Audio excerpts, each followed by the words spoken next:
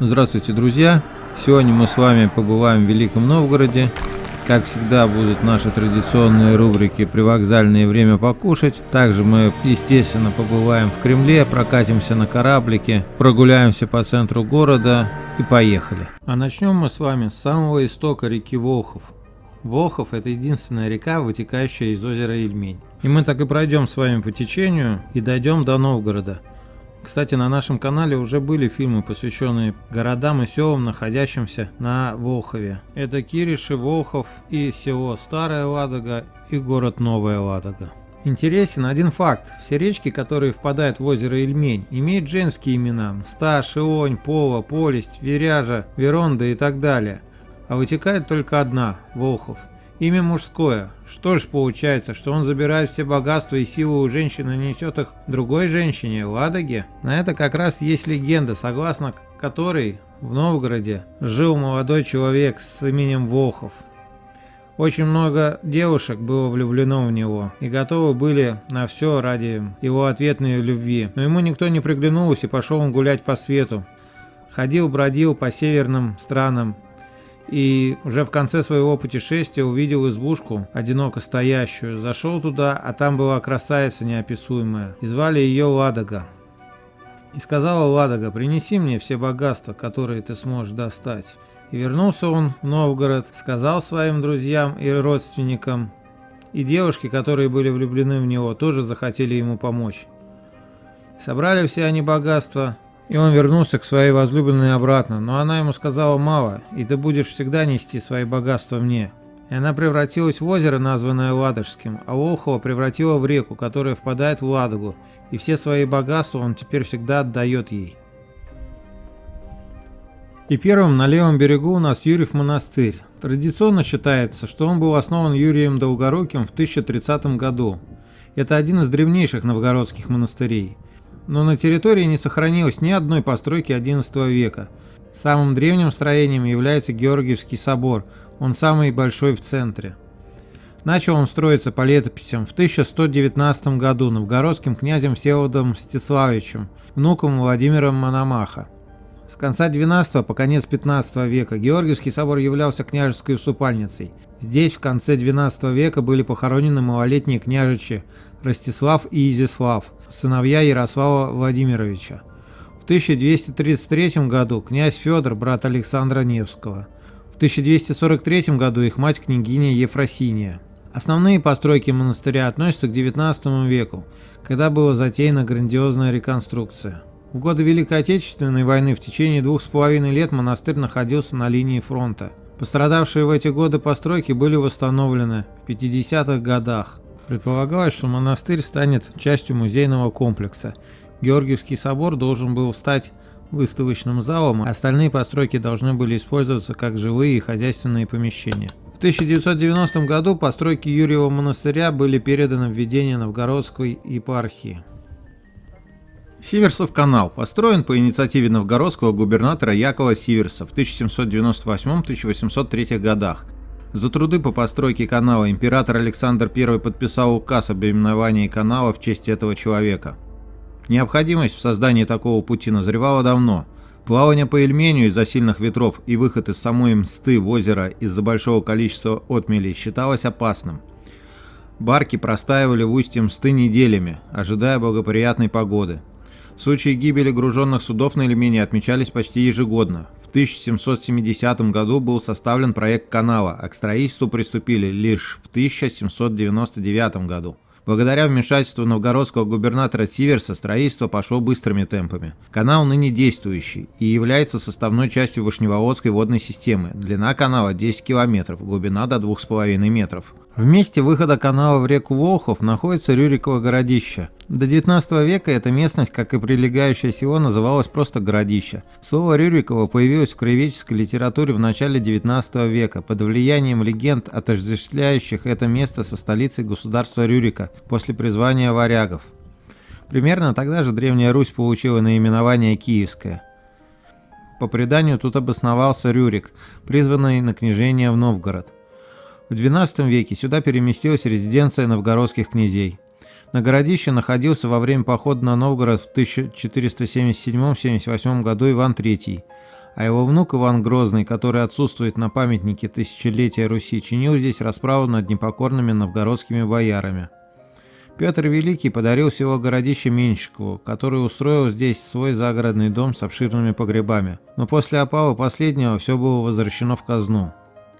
Первый храм на месте современных остатков церкви Благовещения был заложен в 1103 году новгородским князем Мстиславом Владимировичем, сыном киевского князя Владимира Мономаха.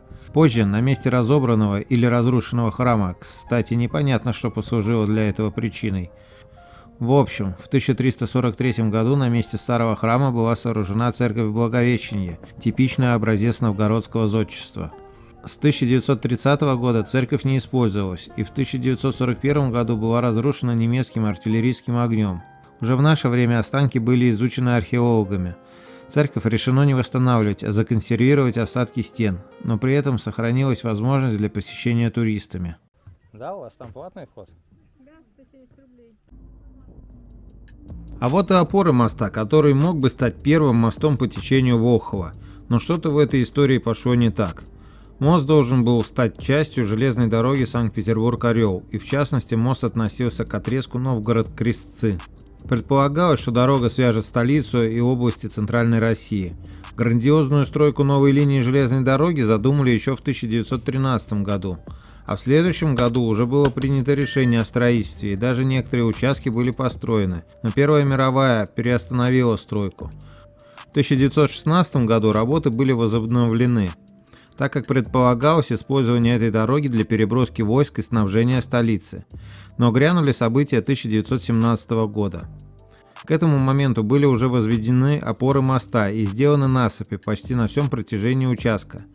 Советское правительство не отказывалось от планов достроить железную дорогу и соединить Новгород и Крестцы. Великая Отечественная война окончательно похоронила этот проект. На данный момент сохранилось 6 опор моста и насыпь железной дороги. На левом берегу по ней проходит улица Орловская, а на правом берегу часть дороги, которая идет к Рюриковому городищу. Если ехать по этой дороге, то мы проедем мимо храма Спаса Преображения на Ковалеве. Это единственный сохранившийся памятник некогда существовавшего на этом месте Спаса-Ковалева монастыря. Храм был построен в 1345 году по заказу новгородского боярина Онцифора Жабина. Позже, в 1380 году, храм расписывается на средства у Афанасия Степановича и подружки его Марии. Роспись являлась собой уникальный образец русской средневековой фресковой живописью с выразительными персонажами и ярким колоритом красок. Впервые фрески пострадали в 1386 году, когда монастырь сжигается в числе 24 прочих при приближении войск Дмитрия Донского. Но неизмеримо больший ущерб храму был нанесен в годы Великой Отечественной войны. Он находился на передовой и за 3 года фактически превратился в горы щебня. В 1965 году начались работы по восстановлению храма и спасению части фресок. При расчистке руин церкви были извлечены более 500 тысяч фресковых фрагментов. Тяжелейший труд по восстановлению росписи взяли на себя художники-реставраторы Грековы. За многие годы ими была выработана своя методика по реставрации фресок: очистка, просушка, склейка, подбор композиций и укрепление их на специальных титановых щитах. На данный момент храм восстановлен, и только неровная борозда по всему периметру стен показывает уровень того, что осталось от церкви к началу 1944 года.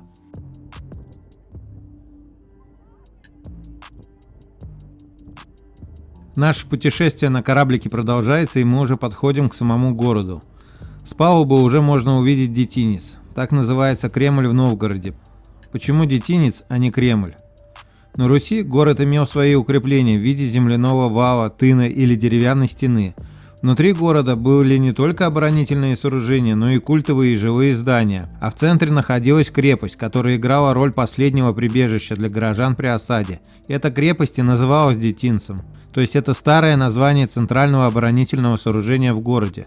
Впоследствии это название было вытеснено термином «Кремль», впервые встречающимся в летописи 1317 года при постройке Тверского Кремля, но в новгородско-псковских источниках оно осталось вплоть до наших дней.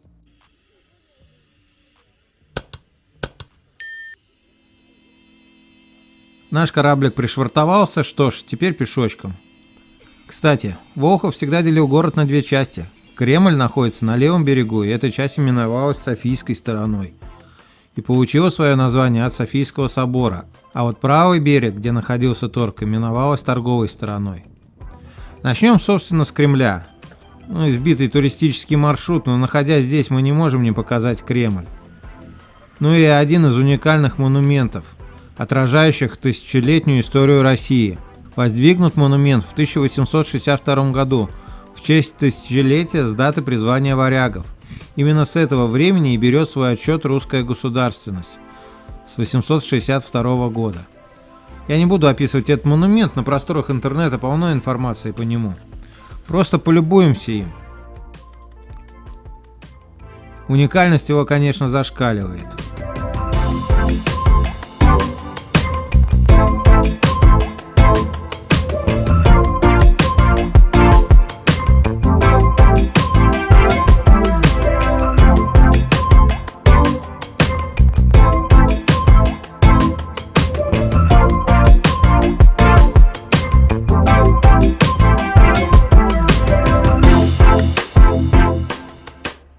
Друзья, если вы вдруг захотите отдельное видео по этому монументу, пишите в комментариях.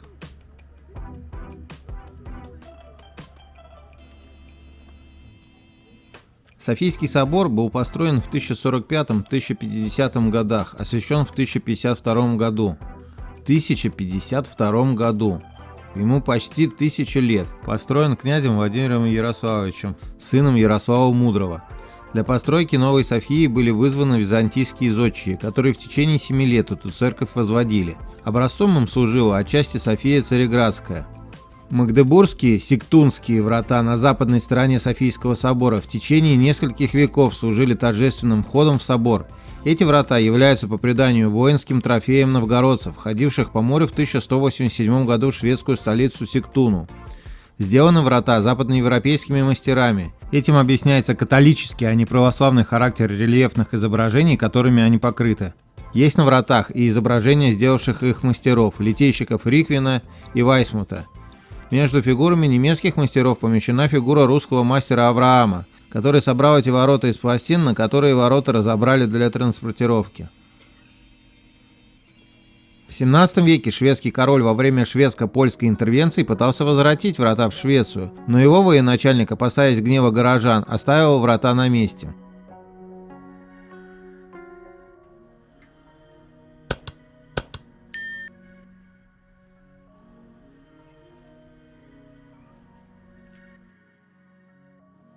Софийская звонница расположена недалеко от Софийского собора у Кремлевской стены. Впервые упоминается в летописи в 1437 году в связи с разрушением ее во время наводнения. В 1439 году звонница была восстановлена. В нижних больших арках видна древняя кладка. В 5 пролетах звонницы висели колокола. Но с началом Великой Отечественной войны их сняли и приготовили к эвакуации. 3 из них были погружены на баржу, но ее разбила вражеская бомба, и она вместе с колоколами затонула. 2 самых больших колокола были зарыты в яме на берегу Волхова. Здесь колокола пролежали до момента освобождения Новгорода.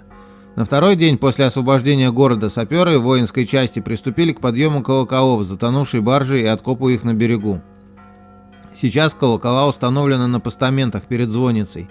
Самый большой из них был отлит в 1659 году. Причем отливка его производилась в Кремле недалеко от звонницы. В земле была вырыта огромная яма, обмазанная внутри глины, а затем заполненная медью и оловом вперемешку с древесным углем. Сверху яма была обложена камнями, промазанными глиной. С боков имелись отверстия для мехов, чтобы нагнетать необходимый воздух. Из ямы расплавленный металл отводился под землей в кирпичную форму для колокола. Отливка колоколов была очень трудным и ответственным делом. Сегодня можно подняться на звонницу и полюбоваться видами на Волхов и торговую сторону, и на Кремль с высоты.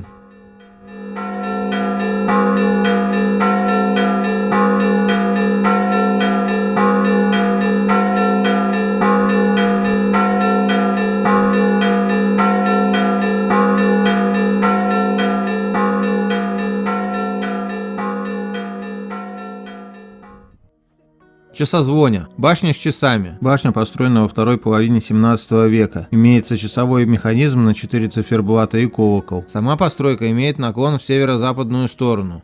То есть такая местная Пизанская башня. Она является самым высоким сооружением новгородского детинца. Владычная или грановитая палата. Памятник архитектуры 15 века, построенный в стиле кирпичной готики, расположенный на территории новгородского детинца. Является одной из старейших сохранившихся гражданских построек Руси. Здание включено в список памятников всемирного наследия ЮНЕСКО вместе с другими историческими сооружениями Великого Новгорода. Особенность постройки – это ее принадлежность к стилю поздней западной европейской готики. Это единственное готическое сооружение, сохранившееся на территории русской земли.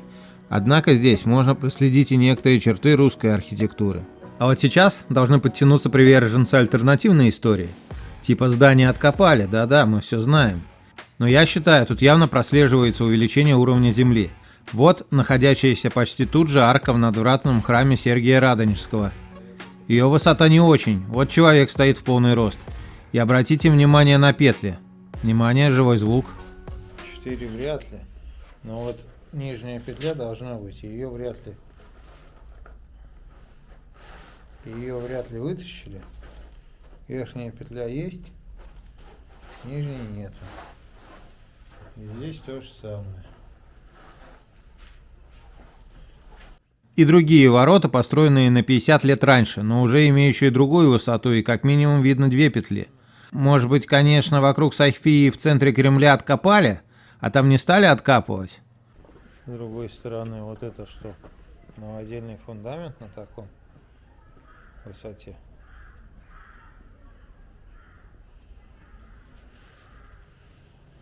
Ладно, это все фантазии, вернемся к нашему похождению.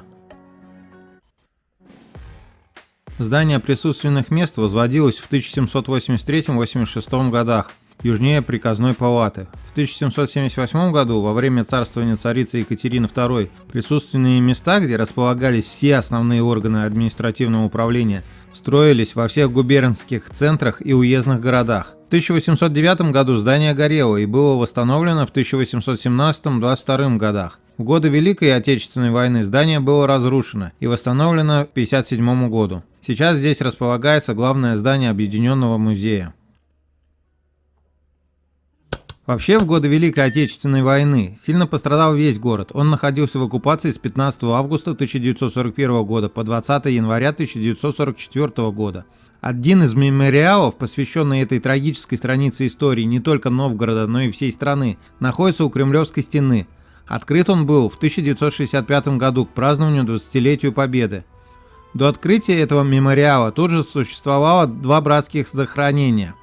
В одном были захоронены деятели Новгородской губернии, погибшие в 1923-1937 годах, а в другом павшие в 1944 году воины 59-й армии. Вечный огонь был зажжен от факела с пламенем, зажженным от вечного огня на Марсовом поле Ленинграда. Самый величественный монумент Победы Новгорода установлен на так называемой Екатерининской горке, рядом с Кремлем. Памятник открыт в 1974 году к юбилею освобождения Новгорода от фашистских захватчиков. Центральной фигурой памятника является скульптура всадника, который олицетворяет советского воина. Позади всадника кирпичная башня с помещенной на ней древней боевой ладьей. Высота башни более 30 метров. Внутри башни есть лестница, по которой можно было подняться на балкон. Сейчас, в связи с реставрацией, доступ к памятнику закрыт. Но вход в башню, как говорят, был закрыт и до этого из-за аварийного состояния.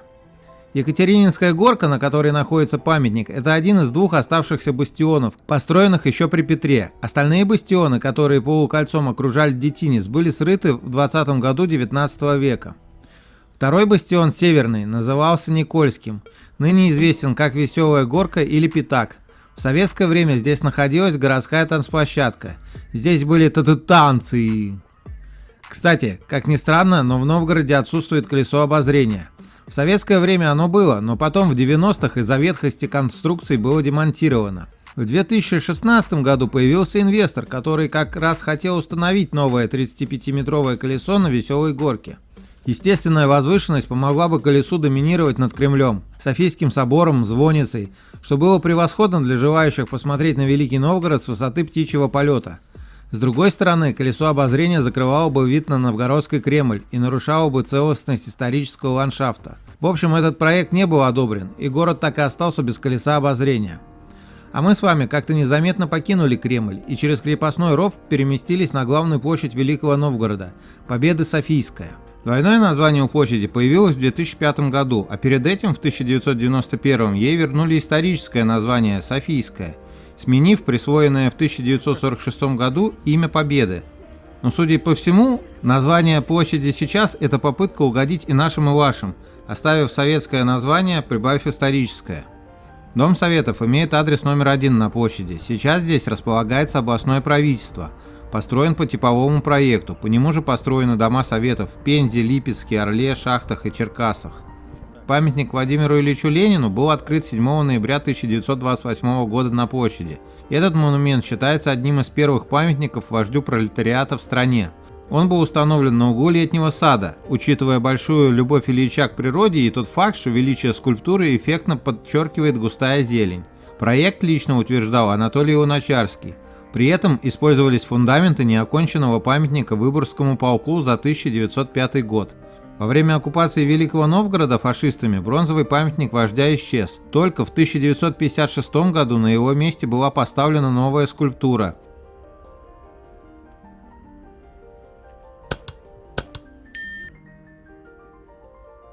А мы с вами, собственно, в Кремлевском парке. Он как раз разбит на месте тех оборонительных земляных сооружений, которые были срыты в XIX веке.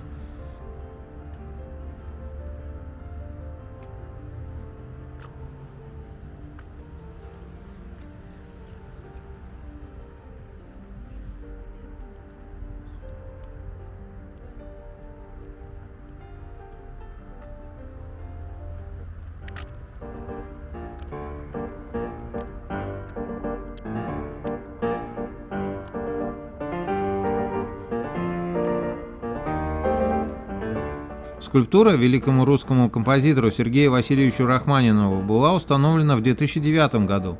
Общая высота фигуры 3 метра 60 сантиметров, а вес около 3 тонн. Рядом с памятником установлены динамики, из которых звучит музыка Рахманинова.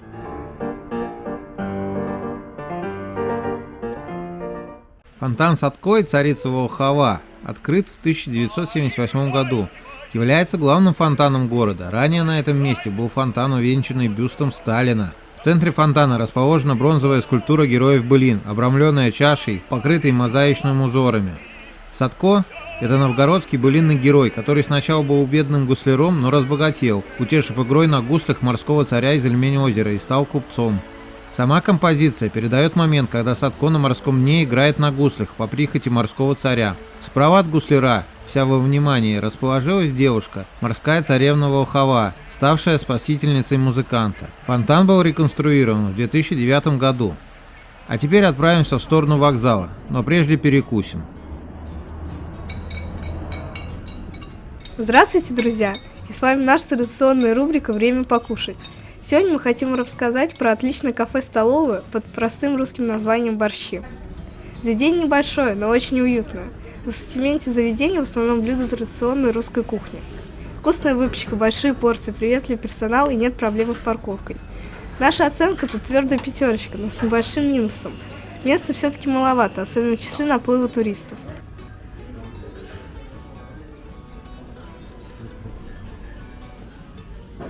Если вы гость этого города и желаете вкусно и недорого поесть буквально в нескольких шагах от Кремля, вам определенно в борщи. Кстати, Новгород имел внешние укрепления, которые охватывали кольцом весь древний город по обеим сторонам Волхова. Перед валом, по всем правилам, был вырыт ров, но мы двигаем дальше к вокзалу. До постройки первой железнодорожной линии от станции Чудово до Новгорода пассажиры из Москвы и Петербурга могли доехать до Волховского моста. Тут была Волховская пристань, поезд останавливался, люди выходили и садились на пароход, который уже шел в Новгород. И так было до 1870-х годов, почти 20 лет. А потом пассажиры стали пересаживаться на узкоколейку на станции Чудово, и уже поезд вез их в Новгород. В 1878 году эта ветка была продлена до Старой Руссы. Первый вокзал находился не тут, где мы сейчас с вами стоим. Позже, в начале 20 века, узкоколейку перешили на широкую колею, а также построили ветки на Лугу и Павловск. Во время оккупации старое здание вокзала сгорело, а ветка Новгород-Старая Русса на протяжении оккупации сначала разрушалась партизанами, а потом ее добили отступающие немцы. В марте 1944 года было восстановлено по 5 километров от Новгорода и Старой Руссы, но потом работы были прекращены и больше их никогда не возобновляли. Новый вокзал, который существует сейчас, был открыт в январе 1953 года.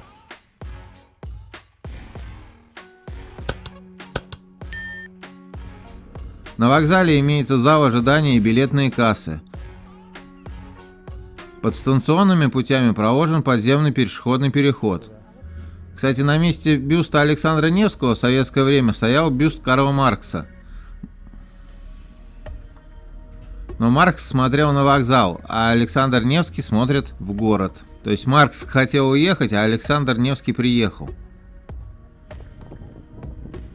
Переместимся теперь на правый берег Волхова. Напротив Кремля находится Ярославово дворище и торг. История этого места началась с того, что здесь поставил свой дворец в начале XI века новгородский князь Ярослав, прозванный позже Мудрым. С 15 века на дворище размещались дворы и приказы великокняжеских наместников. В 17 веке значительная часть бывшей Вечевой площади была застроена каменным гостиным двором. Во время Великой Отечественной войны он был разрушен, и согласно плану восстановления он должен был быть разобран на кирпичи для восстановления города. Но благодаря вмешательству ученых удалось остановить и спасти эту часть аркады гостиного двора.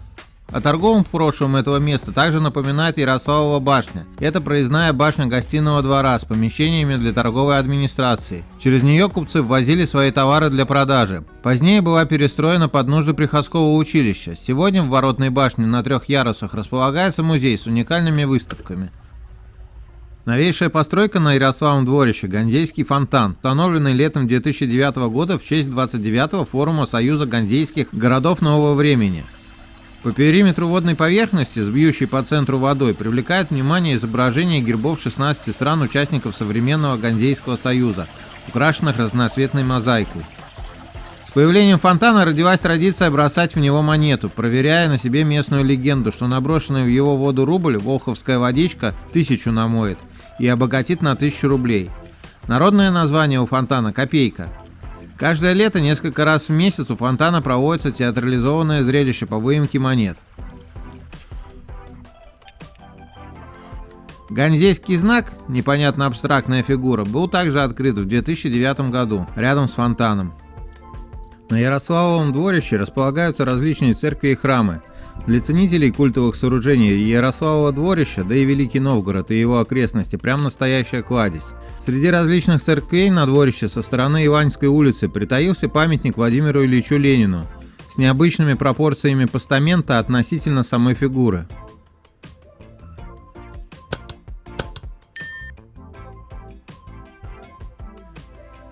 В летописях и документах часто упоминается Великий мост. Он соединял оба берега еще в XI столетии. Изображения его сохранились на старых иконах и на миниатюрах, украшавших рукописные книги и летописи. Согласно уставу Ярослава о мостах, горожане обязаны были нести определенные повинности по ремонту Волховского моста. С моста сбрасывали в реку осужденных на смерть и еретиков. На нем же часто встречались враждебные партии, образовавшиеся на вечевом собрании. В XVIII веке, когда через Новгород прошла шоссейная дорога Москва-Санкт-Петербург, на месте деревянного был построен каменный мост. Спустя столетия его сменил новый по проекту инженера Рейхеля, который с перестройками служил до Великой Отечественной войны. В январе 1944 года, отступая из Новгорода под натиском советских войск, гитлеровцы взорвали мост.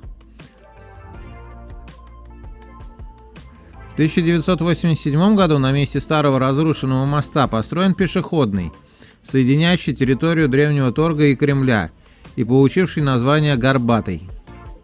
Это первый мост по течению Волхова. Недостроенный железнодорожный мы не будем считать, так как там только опоры. Первый автомобильный мост по течению находится дальше и носит имя Александра Невского. Построен он в 1954 году. После окончания Великой Отечественной войны руководству страны и руководству области стало очевидно, что Новгороду необходим капитальный мост. Однако построить его сразу после освобождения города, конечно же, не могли. Новгородцы передвигались сначала по понтонному мосту. Дощатые тротуары были положены на поставленные друг за другом баржи. Чуть позже построили полностью деревянный мост, простоявший, судя по дошедшим до нас снимкам, вплоть до 1954 года.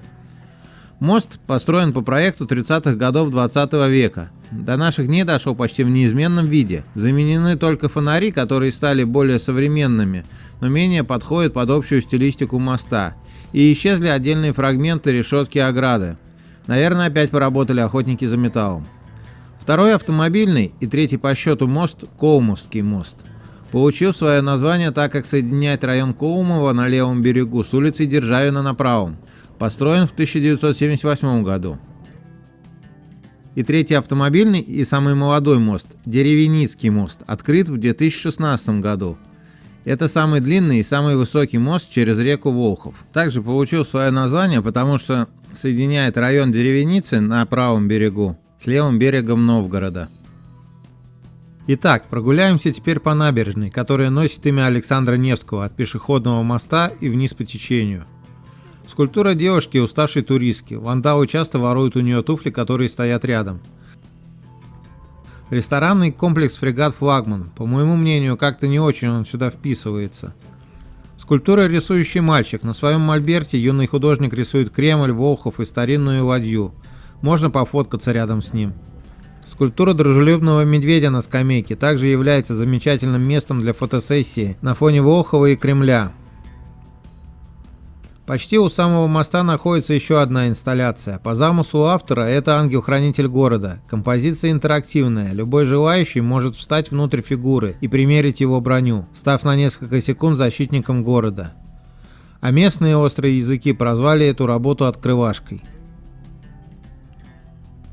А за спиной ангела-хранителя находятся корпуса бывшего завода Ленинского комсомола. Вообще, Новгород был одним из центров радиоэлектронной и телевизионной промышленности. Кстати, благодаря этому факту в 60-е и 70-е годы многократно выросло население города. Люди шли работать на новые заводы, приезжали сюда из деревень, из других городов. Старшее поколение должно помнить черно-белый телевизор Волхов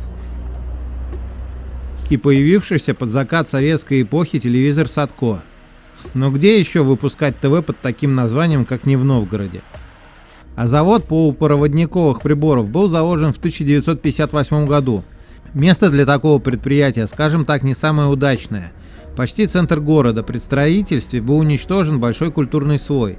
В советское время завод был переименован в ВКБ «Планета». В настоящее время предприятие продолжает работать, но занимает уже не такую площадь. В 90-е и 2000-е многие корпуса были проданы под торговые центры, гостиницы, бары и магазины. Сейчас о советском прошлом этой территории напоминает проходная завода с советской мозаикой и проводящиеся здесь стилистические мероприятия, располагающихся тут же клубных заведений со стилистикой СССР. Мы как раз и застали такой карнавал.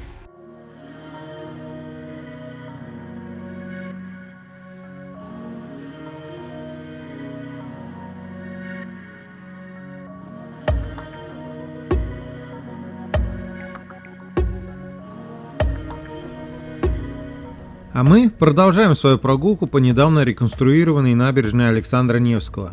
Светомузыкальный сухой фонтан, как дань модной уже традиции, есть и тут. Это уже второй такой фонтан в городе. Рядом с фонтаном находится карта в виде медальона, на котором отражены походы войск под предводительством князя.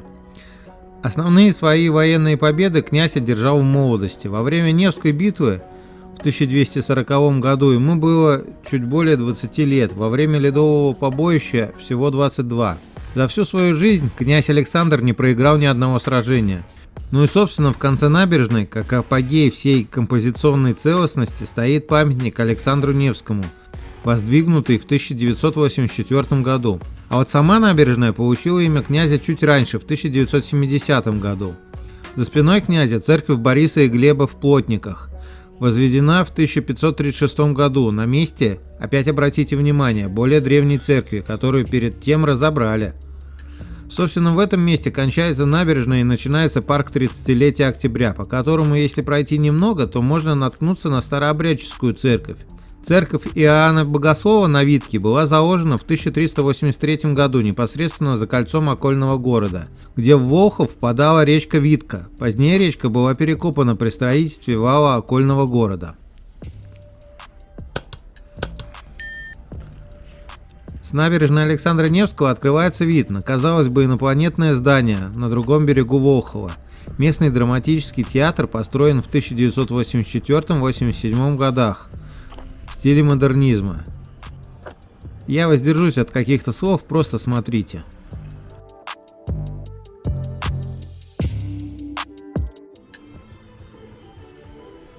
В 2020 году набережная около театра была реконструирована. Был сооружен фонтан, выложено все плиткой, проложены дорожки для самокатов и велосипедов. Кстати, именно по набережным очень удобно передвигаться на самокатах. Сегодня Великий Новгород – это один из самых посещаемых туристами город. Музей под открытым небом, в котором куда ни пойдешь, обязательно наткнешься на древнюю церквушку, памятник или что-то еще. Город всегда рад принять туристов, но вот судя по разговорам местных молодых людей, они стараются уехать из города в Питер, а лучше в Москву. Но это естественное стремление молодых. Большие города притягивают. Ну а на этой ноте я попрощаюсь с вами. Если было интересно, ставьте лайк, подписывайтесь на канал. Увидимся в следующем городе.